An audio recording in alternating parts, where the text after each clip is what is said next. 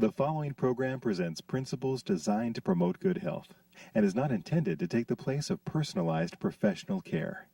The opinions and ideas expressed are those of the speaker. Viewers are encouraged to draw their own conclusions about the information presented.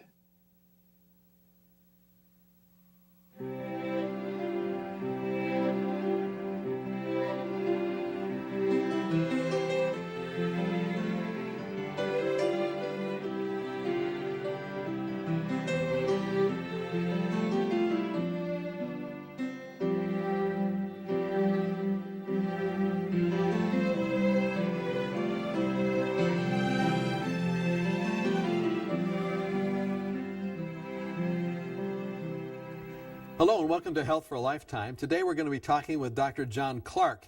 He is an orthopedic surgeon, and one of the things you see a lot, Dr. Clark, and by the way, thank you for being here. Oh, you bet. Thanks for having me. You have a very busy schedule, and of course, because so many people have orthopedic problems, I mean, back pain, arthritis, all these things, they come to see you, osteoporosis, but we're talking about carpal tunnel. What exactly is carpal tunnel syndrome? Well, you know, carpal tunnel syndrome is a name we give to a set of symptoms people come presenting to us with. It's usually numbness in the thumb, index finger, long finger, and this part of the ring finger. So the thumb, the ring finger, or the index finger, long finger, and this part of the ring finger. Okay. And this numbness often wakes them up at night. They'll tell me about 3 a.m. I wake up and my hands are just numb and they hurt. They say they have to shake them to try to get them to wake up. They find they tend to drop things. They can't feel things as well as they should. And so they can't work with fine objects as well. It often hits them when they're driving, when their wrists are up like this on the steering wheel. Or when they hold a paper, they'll drop it. A lot of different things happen to them as a result of basically losing feeling in those fingers and thumb. Not good for a violinist, not good for a flutist, not good for a computer operator, not good for anything with those fine motor movements. So that's right. So, you know, I like to kind of know how things work, and you're kind of a handyman, always have been. That's right. How does this happen? Is there some impingement on a nerve? What happens? That's right. It all has to do with what we call the median nerve. And the median nerve travels up the forearm and goes into the palm through this area right in the center. Okay. There's a canal there, and that canal houses all the tendons that work your fingers and your thumb to flex them. Well, that's like a little piece of conduit. A piece of conduit, that's Okay. right. It only has so much room, though.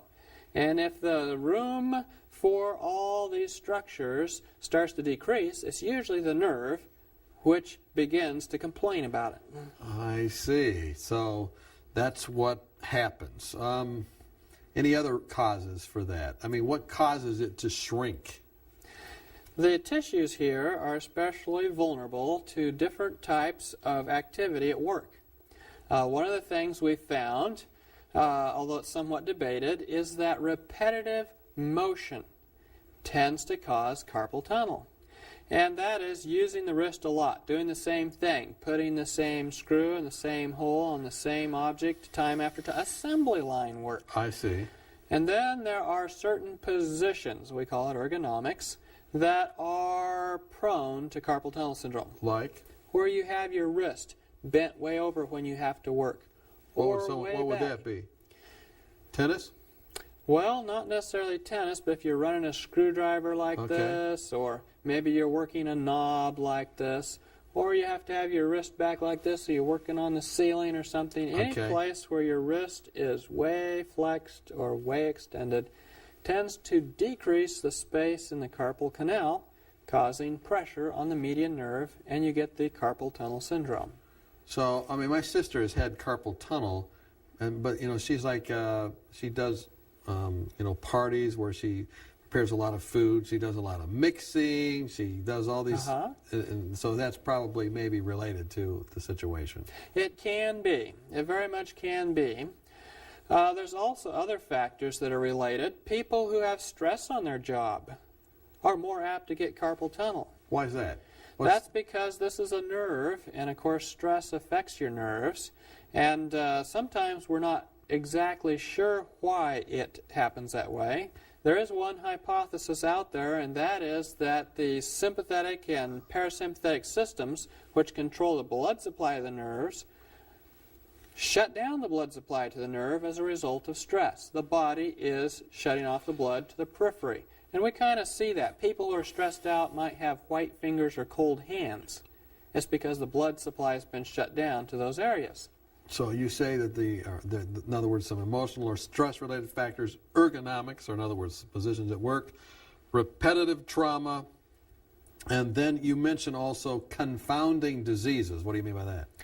There are diseases that do tend to affect the tissues, and thus they affect the tissues surrounding the carpal tunnel. Diabetes is a well-known confounding disease. It creates the environment for carpal tunnel. It makes the tissues themselves stiffer. They get glycosylated, i.e. they get a lot of sugar stuck in them. Okay.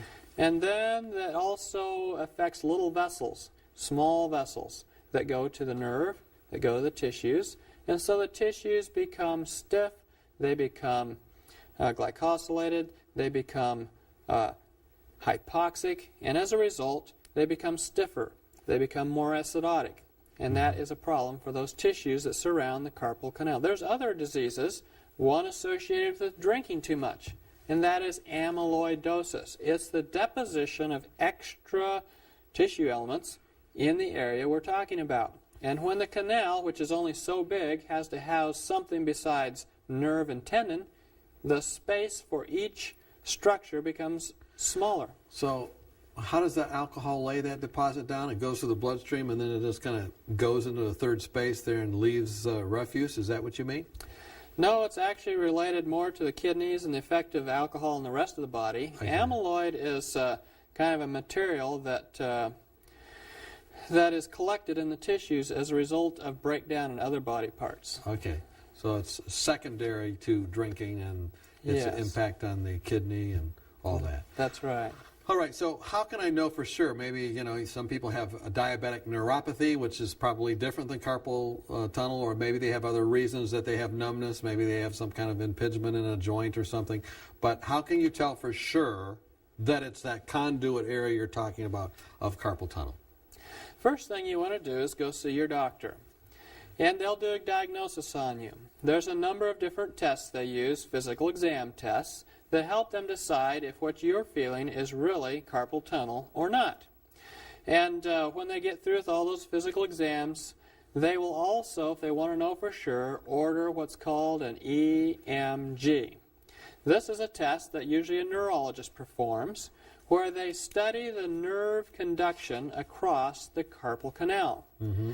This test tells them if it's a slowed nerve response or a normal nerve response. If it's slowed across the carpal canal, then they know that it's carpal tunnel syndrome.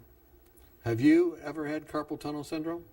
Well, one day I was working out in the garage and I started feeling a little bit of numbness in my fingers, and I was wondering if I was getting it. Of course, if you just have one incident where this happens, we don't call it carpal tunnel syndrome, but I have had that feeling before. So you know what it's like, and being, an orthopedic surgeon, that would be concerning. It sure is. It sure was. I began to wonder what I should do, and, I had treated a number of patients with this. And so I tried doing a few things that I teach them to do to see if it would work. Okay. And what I teach patients to do who come to me with carpal tunnel, I tell them, okay, we have a procedure we can do an operation on you. But a lot of patients I can cure using some more natural methods, not so invasive. The first thing I tell them to do is to drink lots of water. You want to keep these tissues well hydrated, keep the blood flowing to them very well, and so I'll teach them to drink plenty of water. The second thing I have them do is stretches. Now, when I have them do the stretches, I have them do 3 stretches in particular. The first stretch is one where they put their elbow out straight and they grab the last 3 fingers of the hand and they bend those fingers back as far as they can.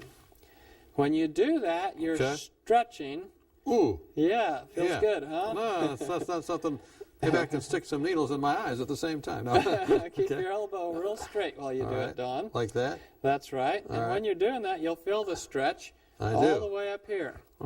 And that is important for the muscles through which the median nerve travels up in the forearm, and also for stretching out the ligaments and tendons as they go through the carpal canal. Okay. So that stretch, I'll have them hold. For how long? For 2 minutes. 2 minutes? It's a long time. Oh, man. And they do it twice a day. Oh. Well, you know. We could sit here for 2 minutes, but I'm going to go on to the next one. Okay. That's basically the opposite. Again, we're keeping the arm out straight. All right. And I'm grabbing the last 3 fingers again. All right. And I'm bringing them as close as I can to the wrist. I'm bending the wrist as far as it'll go. I'm bending the first joint of the finger as far as it'll go. And I'm trying to get the fingers to actually touch the wrist. And you'll feel the stretch up here and clear up here. I notice yours are not touching your wrist. I'm not as flexible as you, I guess. But, well, either that or I'm some kind of freak of nature or something. Who knows? I won't comment. But go ahead and pull those 3 fingers toward you a little farther. There you go. All right.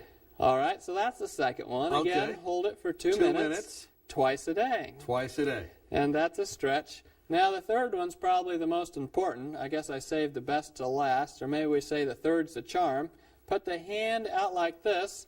Grab the thumb with from underneath. Underneath. It's kind of this isn't yoga. Okay. But I'm grabbing the thumb, and then I'm pulling the thumb. Now you're going to say this was all a joke right after this, aren't you? Or does this really help? Okay. All Good. right. This is like carpal tunnel twister. All right. And again, for 2 minutes, twice a day. Now, in that stretch, you're stretching out the carpal tunnel, Okay. which is very important. You're stretching out a muscle up here, pronator, which the nerve passes through also. And so you're doing 2 things there that are very important for getting more space for the median nerve. And so in studies of patients who are given stretches to do, if they'll do their stretches, about half of them who would otherwise have had surgery can avoid surgery. Really? Now, Yes. do most orthopedic surgeons share this with people before surgery? No, they don't. A lot of times, though, they'll send them to a therapist who is supposed to share some of these things with So them. a physical therapist normally will share this. Well, not always. No, I don't think this is generally taught across the board, but physical therapists that I've had in my centers, I've trained them to show patients this. But there are some physical therapists that will do this. It's called, in some of their terms, tendon gliding and nerve gliding exercises. So those 3. Now, has there been any studies as to the effectiveness of those exercises that you just gave us? Yes, in patients who are given these exercises, about half of them can avoid surgery by doing these exercises. It decreases the number that have carpal tunnel syndrome. So when I was out working in my garage and I started getting that tingling, I thought, okay, I better do my own stretches. And so I went to doing my own stretches for 2 minutes. And the reason I do it for 2 minutes is because if you do it for less than a minute, it tends to rebound, get tighter. I see. But 2 minutes gives it a chance to totally stretch out, relax, and have the ability to give more space for the median nerve. Wow. I mean, these are the things you would try and should try before you contemplate surgery. That's right. We've been talking with Dr. John Clark. We're talking about carpal tunnel syndrome, but we're going to talk about some other things too. Have you ever heard of tennis elbow? We're going to talk about it when we come back. Are you confused about the endless stream of new and often contradictory health information? With companies trying to sell new drugs and special interest groups paying for studies that spin the facts, where can you find a common-sense approach to health? One way is to ask for your free copy of Dr. Arnott's 24 Realistic Ways to Improve Your Health. Dr. Timothy Arnott and the Lifestyle Center of America produced this helpful booklet of 24 short, practical health tips based on scientific research and the Bible that will help you live longer, happier, and healthier. For example, did you know that women who drink more water lower the risk of a heart attack? or that 7 to 8 hours of sleep a night can minimize your risk of ever developing diabetes. Find out how to lower your blood pressure and much more. If you're looking for help, not hype, then this booklet's for you. Just log on to 3abn.org and click on free offers or call us during regular business hours. You'll be glad you did. Welcome back. We've been talking with Dr. John Clark. We've talked about carpal tunnel syndrome, and during the break you were saying to me that you had a man that came and just wouldn't do those exercises, said he couldn't do them. And, they are, you have to have discipline to do that, but he wouldn't do them. And That's right. And the therapist I sent him to was also supposed to teach him the exercises, and the therapist was kind of being, was very interested in the outcome of this case. So he showed up at my clinic. And so when I went in to see this patient in the room, the therapist came with me. And we both walked in the room, and the patient was like, okay, I didn't do my exercises. I'm sorry. And I said, oh, it's not a problem. I can forgive you. But that won't make your carpal tunnel better. If you don't do your part of the work, you won't get better. And I kind of thought, that has a spiritual lesson to it. God can forgive us all he wants. He's very forgiving. But unless we take hold of Jesus Christ for strength and go and sin no more, we're going to have carpal tunnel syndrome or worse things. Interesting. Those exercises, by the way, I know are going to be a great help, but there's another problem people develop. We want to talk about two of them, tennis elbows and ankles. Let's start with tennis elbow. Okay. Tell us about tennis elbow. Why do people get it? How do they know if they really have it? How do you rule it out? What kind of things? You probably have some more exercises. Tell us about it. Sure, just because we call it tennis elbow doesn't mean only tennis players get it. Tennis elbow is pain in what we call the lateral aspect of the elbow. It's over here where the muscles that extend your wrist where you feel them when you do like that. Yeah, okay. Exactly, Don. And you can feel them right there. You can feel the bony prominence of your elbow on this side where those muscles hook to the bone. All right. That is where the tennis elbow takes place. We call it, in scientific terms or medical terms, lateral epicondylitis. Now, what do we call it, tennis elbow? Let's call it tennis elbow. And what happens there is the patient gets pain there. Now, we would think it would be from inflammation or something like that. But actually, scientific studies have shown that that pain is due to a lack of blood supply.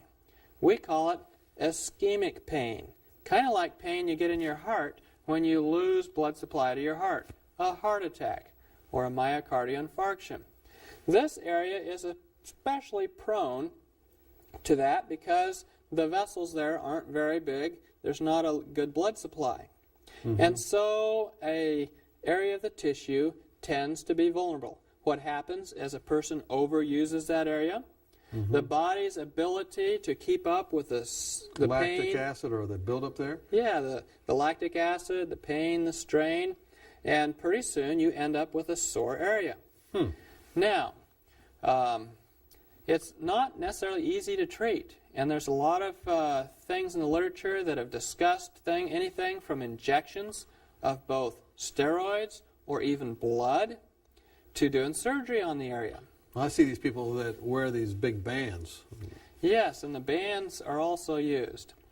So talk about those different things with us. You have listed hydrotherapy, stretching, icing, all these different things.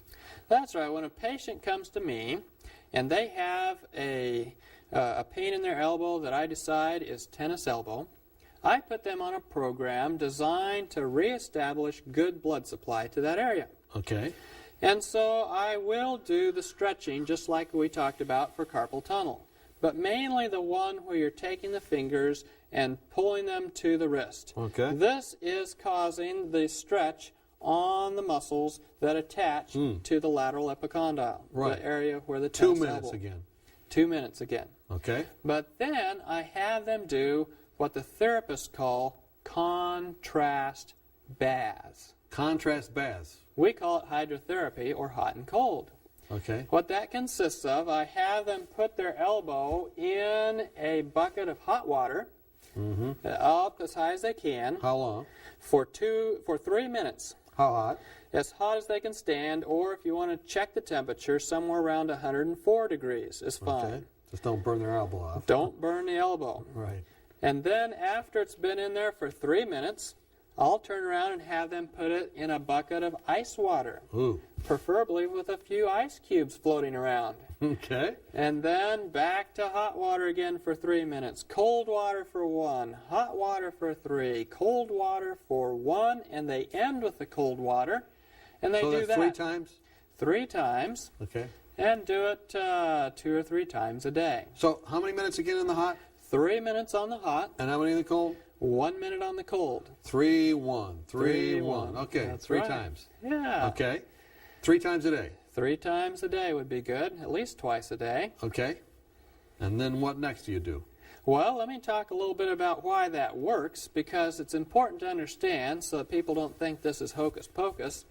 And that is because when you put your elbow in the hot water, it tends to turn red. It brings the blood to that area. It washes out the inflammation, and it tends to bring in the healing factors. Okay. When you switch over to cold for a shorter amount of time, it tends to constrict the surface vessels, driving the blood deep, down where the avascular tissue is, down where you need the blood supply, down where that sore tendon insertion is.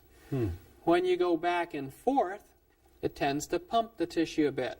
Hot, the vessels expand, cold, they constrict. Hot, they expand, cold, they constrict. It also wakes up the white blood cells. In fact, Mayo Clinic showed if you did this to your whole body, you could raise your white count to 4 times normal. That's quite high.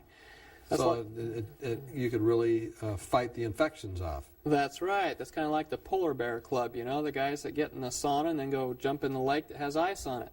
Well, that's getting their white count up. But the white cells are ones that help reduce inflammation. They control inflammation. They work with healing. They recruit fibroblasts, which are the healing cells, to come in and work on that area. And then when you end in cold, the body goes, oh, it's cold down here. And it goes and warms that area up. And all that process stimulates vascular activity. And that's what you need for lateral epicondylitis, because it's an avascular, a problem without vessels. The vessels have not covered that area well. And the majority of patients, I've never had to operate on a patient who is willing to follow these instructions and do the hot and cold and the stretching. So it's very effective at dealing with lateral epicondylitis. Now the bands, they work for some people. And why do they work? There's a couple different reasons why they work. One is that if I put a band here, then I can reduce the amount of tension back here at the elbow when I move my fingers. It basically reduces the length of the tendon or the muscle. see. It's like putting your finger on a violin string. The part between the point that you put your finger on and the top of the violin doesn't vibrate. The part over Right. Yeah, so you have this whole area that is isolated. The other thing is when you put a band here, it may serve to back up the blood into this part of the arm, getting more blood supply to that area. We may not know all the reasons why that band works. Now, if you have tennis elbow, truly have it, should you keep playing with it or doing repetitive motions with it? If no, why not? If yes, why? Good question, Don. You know, it would be good to give it a rest. If you've been playing tennis and that's what's stressing it, you might try playing some other game for a while. And then, you know, if you have trouble still after that, then you might try changing occupations. Or if you want, you can have somebody operate on it, but that isn't always guaranteed to fix the problem. What about injections? Injections have been tried. There's been a lot of discussion about that. They've tried steroid injections. Sometimes it works, sometimes it doesn't. It hasn't had a great deal of success. And then some people, knowing that it was ischemic, i.e., there wasn't a good blood supply there, started taking a patient's blood and shooting some of the patient's blood in there in order to stimulate vessels to grow into the area. And that's had limited success also. So, I mean, if I'm a professional tennis player watching and I, don't want to switch jobs and different things, maybe prevention, if I know how to get out of this, would it be good to every so often be doing these exercises and whatnot so it doesn't come back on? That's right. It would be good to do the stretching, but even as important or more important than that is keeping well hydrated. Okay. We don't have much time, 2 minutes or 3, to talk about my ankle that's sprained. What, it's not really sprained, but let's say, what do you do for a sprained ankle? Well, when you sprain your ankle, Don, I sprained my ankle a few months ago, and I thought I'd broken it. I could not walk. I was crawling around the house, and I'm thinking, oh no, I'm going to be in a cast. What am I going to do? I got to work. Well, that was a problem. So I started doing the same thing of hot and cold we just described on the ankle. I put it in hot water for 3 minutes, ice water for 1 minute, back and forth 3 times. Okay. I did that for a couple days, and it felt so good I could walk on it. I turned around and sprained it again. So I went back to the hot and cold again, but it worked. The same principles applied there as well. Of course, the best thing is probably to not sprain your ankle to begin with, if That's possible. right. What about ACE bandages? Anything else like that? ACE bandages are all right. They tend to put a little back pressure on the ankle and give you a little bit more insulation. The hot and cold is probably the best thing you can do. Some people wonder if you should do hot and cold if it's really swelling bad and looking purple. Then you might just want to ice it. And if you ice it, what you want to do is take a large chunk of ice that you can hold in your hand and put ice right on the bare skin and rub it over the most swollen area for 12 to 20 minutes. And this is very effective. For the first little bit, it'll hurt. It'll feel a lot of aching pain. But when you get out at about 12 minutes, it'll totally go numb. And it'll bring back, and then it'll have a rebound circulation to the area to help heal it. An ice massage is very effective for a sprained ankle. Fascinating. We've talked about carpal tunnel. We've talked about tennis elbow. We've talked about sprained ankles. We've got a few seconds left. Is there any parting thought you would like to leave? Any spiritual lesson you've learned in dealing with these bone issues? Don, the biggest thing I want to say here is that God does not want us to suffer. Often I tell my patients, especially when I pray for them before surgery, God doesn't want you to suffer. God wants you to get back to doing the things you enjoy doing without pain. What a wonderful thought. We're glad that you have been with us today. Whether you have carpal tunnel syndrome or know someone that does, you have a game plan for that. Tennis elbow, the same thing. Sprained ankle, the same thing. What a useful program this has been. But it's only useful if you do it. So we encourage you to do that, try these things out, and as a result, we hope you have health that lasts for a lifetime.